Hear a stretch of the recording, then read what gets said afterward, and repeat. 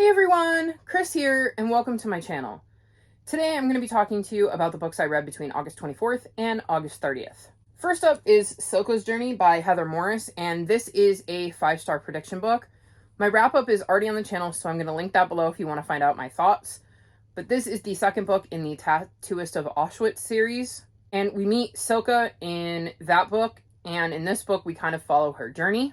And we get to see what happened to Silke and get to dive into her head and really experience what World War II and everything was like from her perspective. So my thoughts are already up on my channel. So like I said, if you want to know what I thought of this book, go check out my 5-star prediction to wrap up. The link will be in the description below.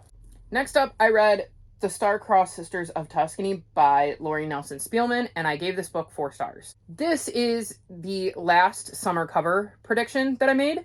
If you don't know, I did a 5 on Friday where I picked 5 books off of my shelves and based those books on their cover reminding me of the season of summer for whatever reason. And I went into them completely blind, and just in my summer covers video, I talked about why I thought the cover reminded me of summer. And then I went into the book looking to see if the story was actually set in summer. A summer covers wrap-up video will be coming to my channel soon, so keep your eyes peeled for that. And in that, I will get into what this book is about and whether it was set in the season of summer. Next up, I read Murder in the Mystery Suite by Ellery Adams, and I gave this book 4 stars. In this book, we're following Jane, who along with her great-aunt and uncle run a resort that caters to book lovers. They are hosting a murder and mayhem week where their guests get to dress up as their favorite mystery detectives and get to solve fun puzzles and games. Everything is going well until one of the guests turns up dead. And the book he won as a prize has gone missing, and it's even more valuable than Jane knew.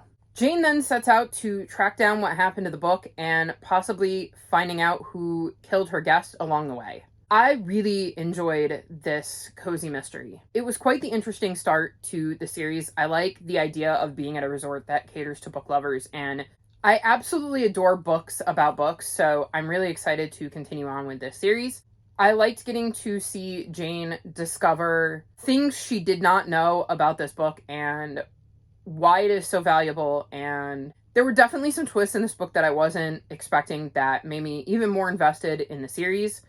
Jane is also a widow and she has 2 young sons, and I think they add an interesting twist to the series because she is trying to solve this problem while also keeping an eye on her sons and trying to protect them from some of the worst of what's going on.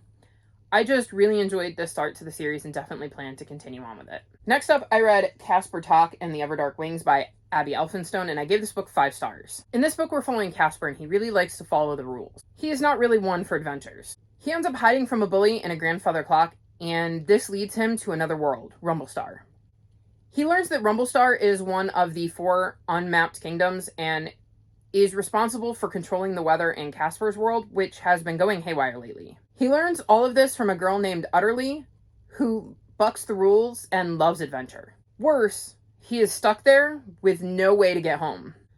Soon, the 2 of them learn that an evil harpy named Morg is out to steal all of the magic in the unmapped kingdom, and if that happens, Casper's world will be destroyed. So despite being complete opposites, Casper and Utterly, along with her miniature dragon Arlo, set out to try to stop Morg and hopefully find Casper a way home. I absolutely loved this book. I loved getting to see Casper and Utterly have to try to work together when their personalities are so different. I love how their relationship grows throughout the book and how, because their personalities are so different, they kind of challenge each other and that creates growth in each of them.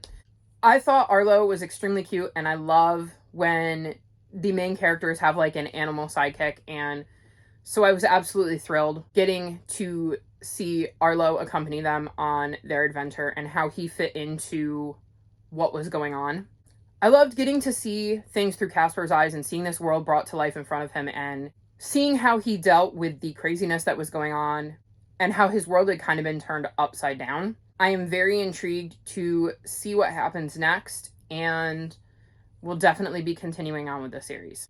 Next up, I read The Silver Arrow by Lev Grossman, and I gave this book 3.75 stars. In this book, we follow Kate, who, before her 11th birthday, writes a letter to her Uncle Herbert, whom she's never met, asking him for a present since he's super rich. He ends up coming through and gifts her with an actual train called the Silver Arrow, tracks included.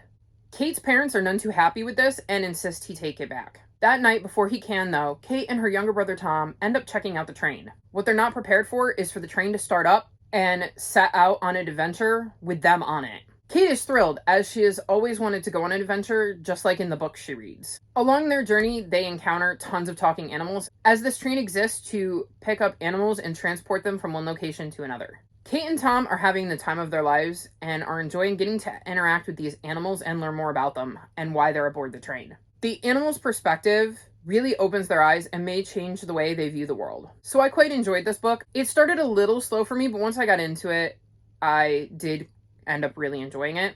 I liked getting to see Kate and Tom going off on this adventure, and Kate really getting to experience the things she always wanted to, as it stressed very heavily that she always wanted to go on an adventure like she reads about in books. I liked getting to see the little group of animals that she kind of bonded with during their journey aboard the train, and I loved getting to discover with Kate and Tom why these animals were aboard the train and what the bigger purpose of this train was. If it sounds at all interesting, I recommend you check it out, because even though it wasn't like my favorite book ever, I still did really enjoy it, and I think it could be a very important read for middle graders. So if you have a middle grader at home, I would definitely recommend you check this book out and see what you and your middle grader thinks of it, because there's a lot of important discussion in this book. All in all, it was an enjoyable read, and I'm glad I read it. Next up, I read The Last Bear by Hannah Gold, and I gave this book 5 stars. In this book, we follow April, who is informed by her father that they will be moving to Bear Island, so he can do research at the Arctic outpost there. They will be the only 2 people on this island. Also, despite being called Bear Island, there are actually no bears left on Bear Island. April is then surprised when she gets there to meet a bear who is lonely, hungry, and a long way from home. I absolutely adored this book. I loved getting to see Hannah encounter this bear and have to figure out what to do with that information and how she can best help this bear who isn't supposed to be on this island. And I love getting to see Hannah learn about why bears are no longer on this island and how hard it's going to be to get this bear home and back with his own kind. I love the bond and relationship that developed between Hannah and the bear, and how much this bear comes to mean to her and how determined it makes her to help this bear out. I also enjoyed getting to see Hannah and her father's relationship play out, because they are dealing with a lot of stuff when they go to Bear Island, and it is interesting to see how that impacts their relationship being the only 2 people on this island, and Hannah's relationship with this bear as, again, they're the only 2 people on this island. I just absolutely adored this book and look forward to rereading it someday, because I really, really enjoyed it, and I highly recommend it. And lastly, I read Murder, She Barked by Krista Davis, and I gave this book 3.5 stars. In this book, Holly, who is fresh off of losing her job, gets a worrying call about her grandmother who runs an inn and rushes to her side. On the way there, she ends up picking up a stray dog, which she's pretty sure will not be welcome at the inn. Once there, however, she and the dog are welcomed with open arms, as the inn has changed a lot since she was last there. It is turned into a pet-friendly resort, so there's absolutely no problem with the stray dog being there, and a resident kitten named Twinkletoes decides to claim Holly as her human.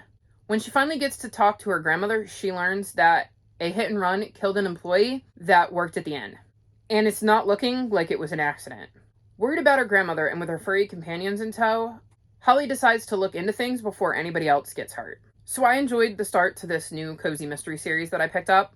I liked the pet aspect. I liked that Holly has this stray dog and now this kitten who has decided, yes, you are my human. And she has to deal with that while also being terrified about her grandmother, because she gets this phone call and immediately leaves to go find out what's going on with her grandmother, and then finds out about this hit and run, and the more she starts to look into things, the more concerned she gets. I love that the dog and cat are both a help and a hindrance at times. I really love the cat, though, because I have definitely experienced the, yes, you are my human, deal with it. Which is very true to the experience I've had with cats, and I love getting to see Holly bond with the dog and the cat. I enjoyed the mystery aspect and was definitely left guessing. It took me a little bit to get into, But this is definitely a series I see myself continuing, and I'm looking forward to seeing what Holly, the dog, and Twinkle Toes get up to next. So these are some of the books I've read recently. Have you read any of these books? If so, let me know what you thought of them in the comment section below. If you've made it this far in the video, leave me a bow and arrow emoji, like this video, and subscribe to my channel, and I'll talk to you next time. Bye!